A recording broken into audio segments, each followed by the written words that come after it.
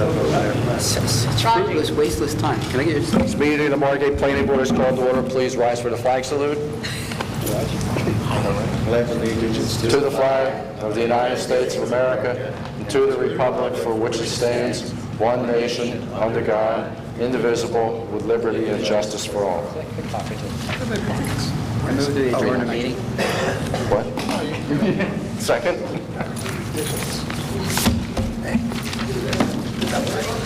Tom Collins. Here.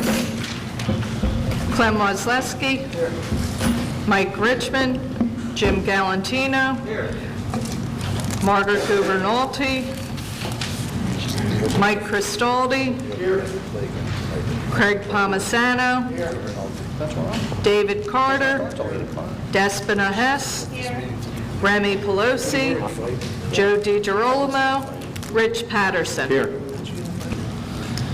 This meeting is being held in accordance with due public notice thereof and pursuant to the New Jersey State Sunshine Law.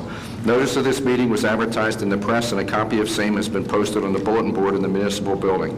All applicants are hereby advised that should you receive board approval tonight, you must come forward and sign a form which informs you regarding the timing of receiving building permits and mercantile licenses. At the end of your case tonight, please see the board administrator to sign the two information sheets. I'd like to hear a motion to approve the minutes of May 28, 2015. Second. All in favor? Opposed? Motion passes. I'd like to hear a motion for the approval of decisions and resolutions. Amendment to number 25, 2015, Keith and Lisa Primo. Number 28, 2015, Mary Louisa Seward. Number 29, 2015, Mitchell and Sharon Kaplan. Number 30, 2015, Edward Saltel. Number 31, 2015, Stan and Nancy Metter. Number 32, 2015, Eric and Melissa Goldstein. Motion? Second. All in favor? Opposed? Motion passes. Did you vote on that, Mike? Yes. I didn't hear you. Okay. All right. First case is Edward and Elizabeth Roach, 504 North Claremont Avenue, Block 704.02, Lot 10, in the S40 district to grant a C variance for left side setbacks, height, impervious coverage, and possibly others. Taxes and water are current, and proof of advertising and notifying is satisfied. Mr. Rubin? Roger Rubin. Yes, I do. The subject property is a 3-bedroom, 2-story, split-level, single-family home on a lot of 60 by 67.25 feet, 4,035 square feet. It presently has no garage and a single off-street parking space within the right side setback and no front or rear porch. The existing lowest habitable floor is elevation 7.13, NAVD 1988, as compared to the required elevation of 11 feet. Per the plan submitted by architect Don Zacher, several changes are proposed. The house would be raised to the lowest habitable elevation, being the right side of the split first floor would be at elevation 16, and the left side would be at elevation 18, with a 1-car garage underneath it and 2 additional parking spaces on a pad in front of the left side. Excuse me. The existing parking pad on the right would be restored to landscape lawn area. There would remain only 3 bedrooms, plus an exercise room on the second floor and a study on the first floor, neither of which would be considered as suitable for a bedroom. Total building height would be 28 feet 10 and a half inches over elevation 11. In addition to the elevation of the existing house, a new master bedroom suite is proposed, left side second floor, and a new first floor only covered front porch, and a new first floor only rear covered porch as well. The variances required are: first, building height. The maximum permitted is 28 feet over elevation 11, so this is a total height variance of 10 and a half inches. Second, the left side setback regarding the new master bedroom second floor build-up, 10 feet is required versus 4.9 feet, which matches the existing setback of the house. Third, combined side setbacks, 22 feet is required, whereas 14.6 feet is shown, again, as existing walls line up. And finally, per state law 58:6 16A103, which we dealt with previously. Houses which were damaged by Sandy may be elevated to no higher than 3 feet above the BFE, which in this case is 3 feet above elevation 8, which is 11. So in this case, a variance is needed for the non-conforming portions of the existing house at the top 5 feet of the house, which again are the sides, less than 10 feet, and the combined sides, less than 22 feet. Comments. As always, site visits will instruct as to impacts on neighbors in terms of building mass, blocking of light or air circulation, privacy matters, noise, and other factors. And the board must balance positive versus negative criteria, as well as justify their vote regarding maintenance of the integrity of the zoning ordinance.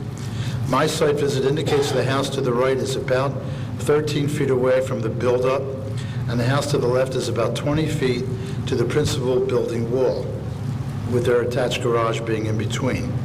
The applicant needs to provide justification for the extra height and to attempt to explain why it could not be lowered just 10.5 inches to avoid the overall height variance. The proposed front and rear decks do not create any variances. The landscape area is high at 43% and building coverage is low at 31.5% versus 34.8 permitted. And finally, flood protection is assured at this level. The building is aesthetically updated and parking is improved. That's it, Mr. Chairman. Yes, sir. The applicant's application said they need a variance for impervious coverage, and the drawings indicate they need a variance for parking, but they're not listed in your... Would you explain that? I don't know why they said they needed variance for parking. And the impervious coverage, if you look at the schedule, I think what Mr. Zacher did was kind of reverse the numbers.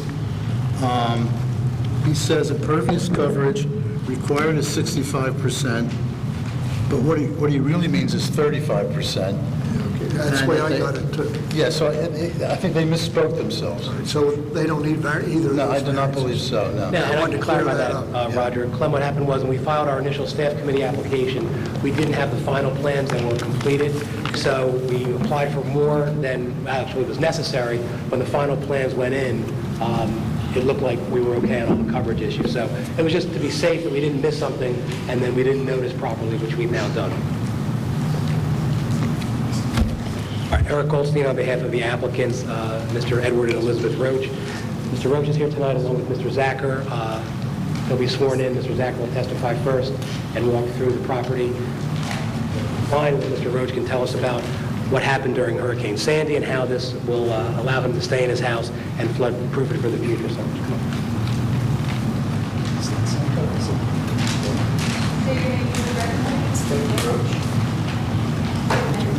Donald Zacher.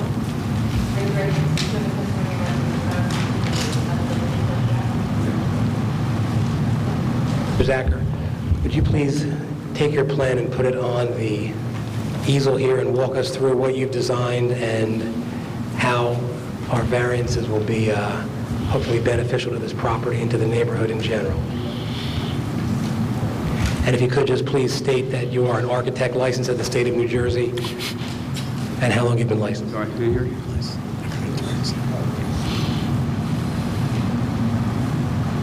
Yes. I'm a licensed architect in the state of New Jersey.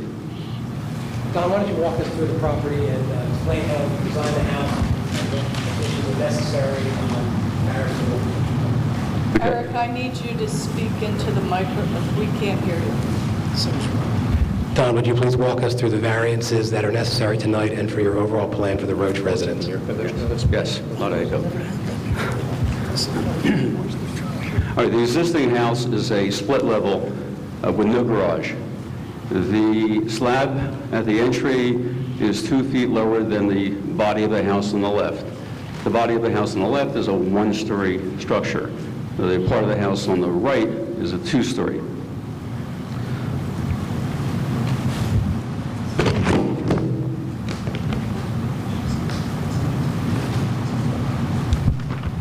Thanks. As I use this. So my task assigned by Mr. Roach and Mrs. Roach was to elevate the house, create a one-car garage, create a way to get from the lower level internally from the garage into the house and go up into a space. And the most logical space was the office. Additionally, to take the one-story section on the left side of the house and add a master suite. And in doing that, we would create a set of steps which would go through a current bedroom, turn that into an exercise room, and then provide for a master suite on the highest level. The overall style of the house vastly changes. I'll turn to that page.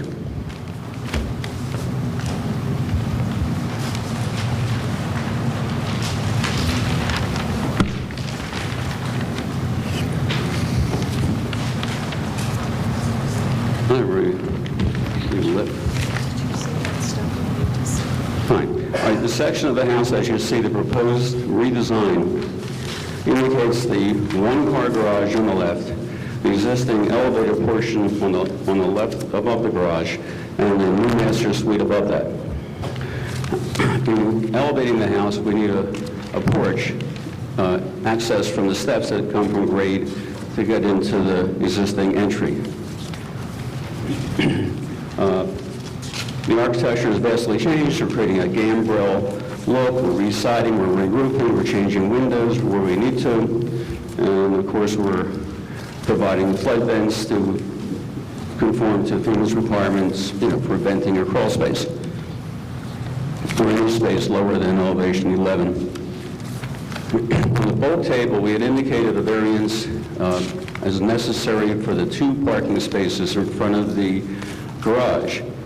It's a very, very minor amount of just a couple inches, but the existing setback of the house is shy of 18 feet, and technically a legal parking space is 18. However, since the door of the garage is inside a wall, we get the benefit of a wall thickness. So I think it sort of zeroes out that we do really achieve an 18-foot space to the face of the garage door. Does that show on the plan, the 18-foot? Well, we show the existing setback of 17.7. Where could we see the extra few inches? I can't hear you, Roger. Where can we see the extra few inches on which diagram?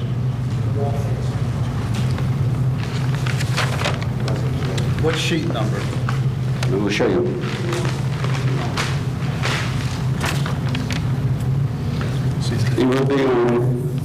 We'll be on drawing P1, where the existing setback of the face of the house is 17 feet 8 inches. The thickness of the wall of the garage is an additional 8 inches, standard for block.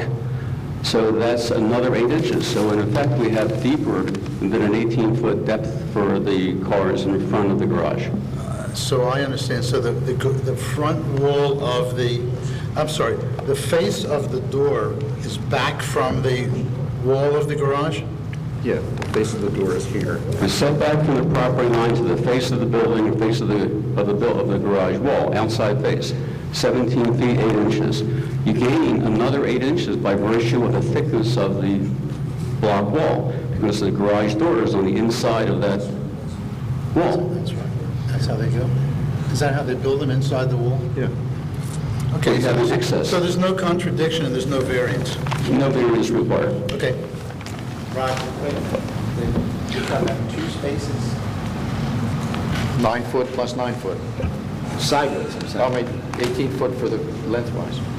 No, I know that Thomas said, one of those spaces is, It's not one gonna of those line up. spaces is not in front of the garage door. Clemens, I think. And one is. Tom picked up, so technically you do have a slight variance of a couple inches on that one. Okay, Technically, we do, yes. but we only need 2 cars and we're proposing 3. You still need a variance for that. Okay. Okay. We're also proposing to have a rear covered Excuse me. deck. The ordinance specifically says you can't have a parking space less than 18 feet. The left parking space is like 17 feet 7 or 8 inches. It's a technical variance. Parking space, it's got the two he needs. You have to call it a parking space because it has a curb cut and a car could go in there. Wait a minute, wouldn't it just be easier to have them ask for the variance? I don't think anybody... I'm not arguing with that. We have the extra spot, but we want to make sure that the spot that's next to the garage has enough space. It doesn't, so we need a variance for that. Technical as it is, we still need that. 8 1/4. Thank you. Now, the justification for the height variance, if I may go into that. We're raising the section of the house on the right 8 feet clear, and the section of the house that's being elevated on the left, where the garage is 2 feet above that, 2 more feet, so it's 10 feet, 10 feet to 8 feet. The reason for the 8 feet is so that someone from the garage could go through a door to a pathway, to a set of steps, and go up into the first floor office. Why do they need 8 feet? This is my concern, is why do you need the height variance? Well, that's when, assumably we have 8 feet is a comfortable standard height of a ceiling. The rest of it is an 8-foot ceiling proposed in the master bedroom addition, and then given the requirement to have a 512 pitch, that drives up us to a point where we need 10.5 inches. The 10.5 inches created by the 8-foot ceiling in the passageway and the 8-foot ceiling in the master bedroom, and the requirement for the 512 pitch of the roof. Right. Cumulatively, that brings us to a point that we would be 10.5 inches above the max elevation of 28 feet above 11. My point is, in the board's not liking to give height variances, is you have a storage area down there that you could cut to 7 foot 4 inches or whatever, and have a 9 foot 6 inch garage ceiling. It seems like you're asking a lot for that variance. It's not living space down there. No, it's not living space, but in order to have a proper doorway and then to have room for the stairs to go in through the garage into the stairwell area on the How high is your slabs. ceiling on the second floor? 7 foot 6 inches. It's no different than that. Is that uncomfortable for those bedrooms? Ceiling foot on the second floor is 7.5, correct? Huh? Am I wrong? Another question? Oh. So No, there's an additional... I'm saying you're pushing the height. Some people come in here and they need a couple inches and then they can get a garage in here, but you're getting a garage with There's a 10-foot definitely enough room for a ceiling. garage, correct, Rich. There's definitely You're enough getting room a for the 10 foot garage. there and then a 10 foot in a storage area when your bedrooms are only 7 foot 6. You should be able to cut that variance down. The storage area height will be 8 feet. I'm not saying that doesn't, 10 I feet get a in the- storage area height 4 feet. I It's mean, not 10 feet proposed for the storage area. This area here is supposed to be 8, because it's a 2-foot differential from one element to the other in this split level, that the ceiling height just happens to work out to 10 feet in the garage. So if that was 9 feet, your storage area would be 7 feet. Or if that was 9.5 feet, your storage area would be 7.5 feet. Which is more than that. You don't need 8 feet for that storage area, or for, it's not a livable area, it's an entranceway to your house.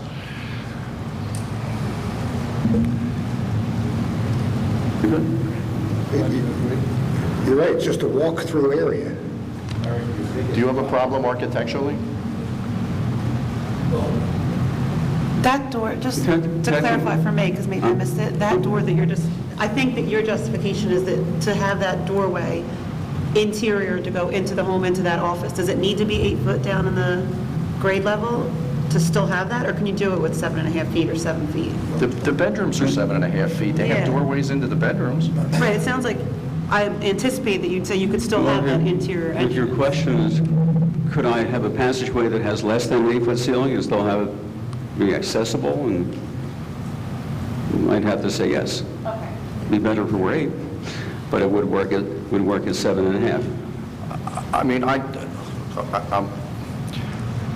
look at this and I don't see any effect on the outside look of the house, on the functionality of the house. I don't think me arguing this point takes anything away from the project. I mean, it's a great project, but some people aren't even putting the garages in to keep in the height limit. You're getting them very spacious garage here, and you still want, you can get that garage without that height limit. Well, there are two ways, since I'm hearing which way you're going, there are two ways to eliminate the 10.5-inch height variance. That hasn't been asked in those words, but if that's what you're asking, I can do that. I can do it a couple different ways. One is to lower the passageway height from 8 feet to 7'2", 1.5. Another way is to keep it at a 7'6" and take 6 inches out of the master bedroom ceiling beginning height. I don't think it really matters to us. Doesn't matter, but I can take it out, because I can have a 7.5-foot high wall, go up to 8 feet, level out with the ceiling, and still have proper head height for the windows in the master bedroom. Do you think that would affect the functionality of the master bedroom? Or I'm not trying to... No, it would be nicer to have it 8 feet all the way across.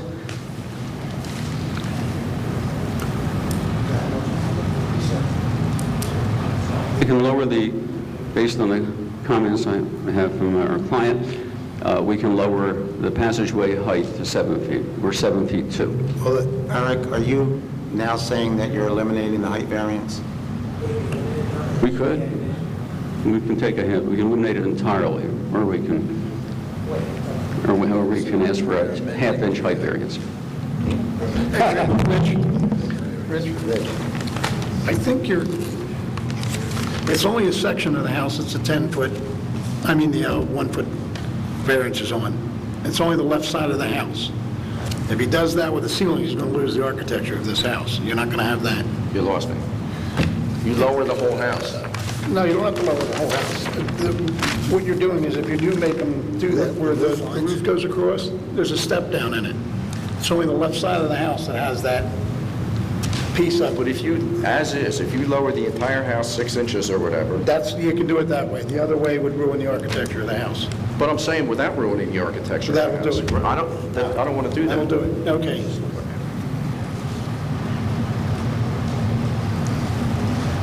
What we would propose to do would be to lower the passageway height, ceiling height, to 7'6". Are you Which would be a 4.5-inch height. are you amending the application to eliminate the height variance? Not entirely, Roger. What Mr. Roach would like to do is to lower the height in the crawl space area to 7.5 feet, which will take 6 inches off of the height variance. He would like to keep the height in his bedroom as what it is now, which will give us a need for a 4.5-inch total height variance. I would think that would be acceptable, but it's up to the board. It's more important for him to have the new master suite with the proper height than his storage space, because the storage space, he's going to be in and out of the garage. It's less important. So you're amending the case to a 4.5-inch height variance? That is correct. Okay. Mr. Roach will stand up in a second. He's a tall guy, but he has a lot of stuff in storage. He has 2 daughters. He'll testify to that, but he has enough room to get in and out of there without bumping his head. Do you have anything else, Tom? That's all I have. Wrap it up. That's all I have, unless there are questions. Do you have any questions, comments? And I think this 4.5-inch height is only the left side of the house, correct? Correct. Yeah. So Any it's- other comments from the board? Is there anyone here from the public who would like to speak? Here. So Mr. Roach is here. He would just like to say why he's doing the house raise. He's a year-round resident living in Margate with his 2 daughters, and he was hurt pretty badly in Sandy. He'll be very brief.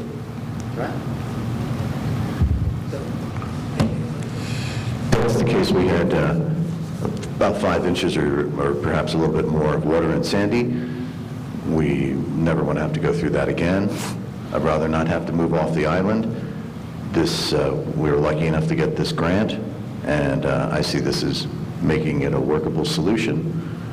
And as the night girls get bigger, they're going to be 9 in August. The amount of their stuff is multiplying at an unbelievable rate. And so I just honestly need more storage space. It's pretty much do this or move. Thank you. Okay. And Unless the board has congratulations. any further questions, we'll amend to reduce the height by a total of 6 inches, and for the other remaining variances, we'll keep them as is. And we added the parking variance, correct? Correct. Spot, okay. Would there be any conditions? Probably revised plans showing that. All right, Roger, would you read what we need here, motion with which conditions? Basically, revised plans showing the reduction on the left side of the house only of the height variance down to 4.5 inches above the permitted 28 feet, above 11. Is it just the left half, or is he lowering? The whole house. Is he lowering the whole house? Whole I house. just said just the left half. Well, the left side's the only part of it that's affected, but it is lowering everything, correct? Right. But it's going to keep the symmetry of, Yes. The left peak's going to be above 4.5 inches. Right. Any motion? I'll make that motion. Jimmy, we need to vote before we adjourn. You know, I have some other business. Tom Collins? I think as the plan has been amended, the 4.5-inch height variance is very de minimis. I think there really appears to be no negative impacts to the neighborhood. I think aesthetically and for the good of Margate, that the new design in the new house that Mr. Zacher did is absolutely exceptional. I think it's really going to be an enhancement to the neighborhood, and I vote in favor of it. Clem Wesleski?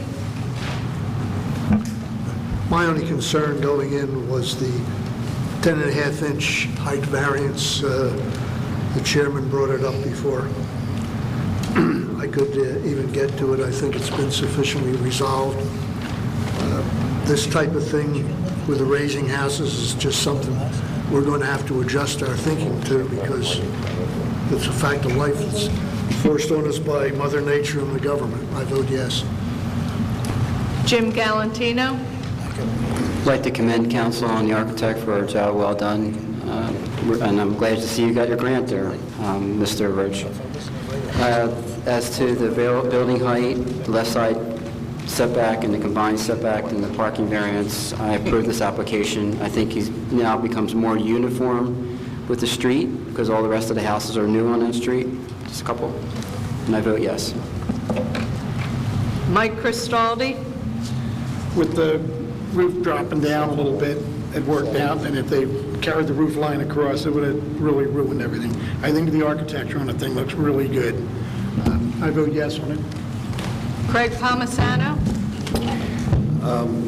The height, 10.5 inches was too much. 4 inches, we'll give you 4 inches on that, and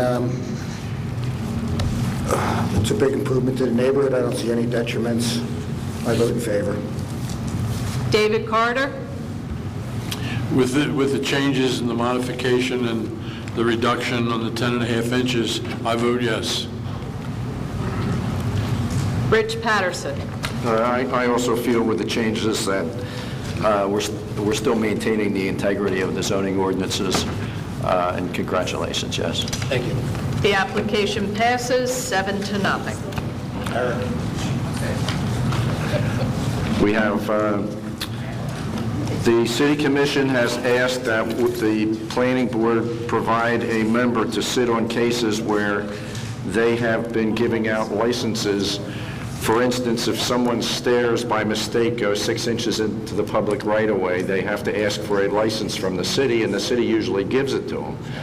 They've asked that a member of the planning board be on that committee with them and Roger, and Dave Carter has so graciously accepted that position. Anything else, Roger? No, that's it. Okay. Just seven cases in July. August, no meeting. Not yet. No, we're having no meeting in August. Jim, anybody have a motion to, no? Dave, motion to adjourn? No? Okay, you make that motion? I second. Craig and who? One of your best meetings